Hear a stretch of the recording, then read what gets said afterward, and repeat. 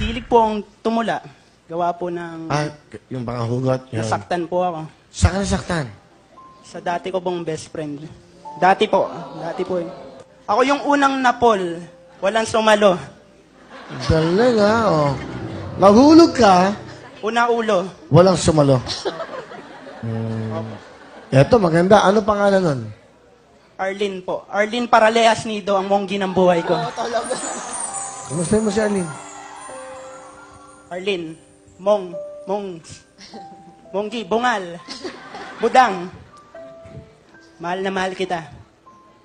Sana lagi ka mag-iingat dyan. Kahit wala ako sa tabi mo, sana maramdaman mo yung presensya ko. Dahil ikaw yung taong walang presyo pero may halaga. Love you. Yan ang mga hugot. Siya yung babaeng talagang nag-inspire sa akin para gumawa ng tula. Sinaktan niya man ako nung una, pero bumawi naman siya. Pinasaya niya ako. Siya yung naging sandigan ko sa lahat ng lungkot, ligaya. Sinamahan niya ako kung anumang bagyo yung dumating sa buhay ko. Kaya, super thankful ako. Bukod sa nanay ko, thank you, Nay.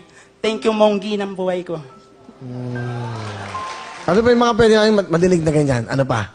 Parang, kunyari, ikaw ay isang parang... Ikaw yung jeep. Oh. Ako yung pasaherong laging naghahabol.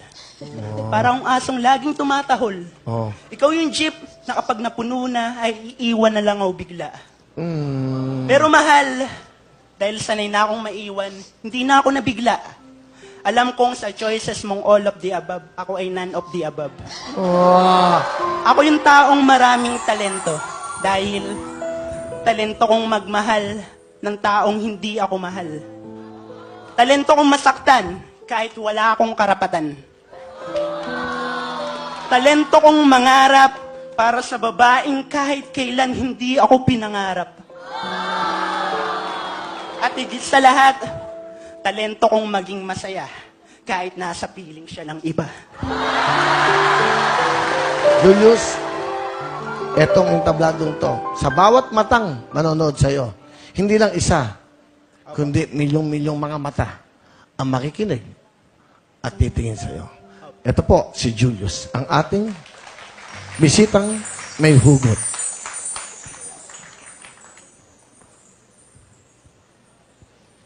Nagsimula sa mahal kita, natapos sa malaya ka na. Pinana ang puso ko ni Cupido, pero ang puso mo ay tila nakailag.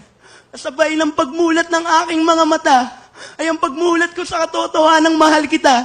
Mahal kita kahit ang sakit-sakit na. Mahal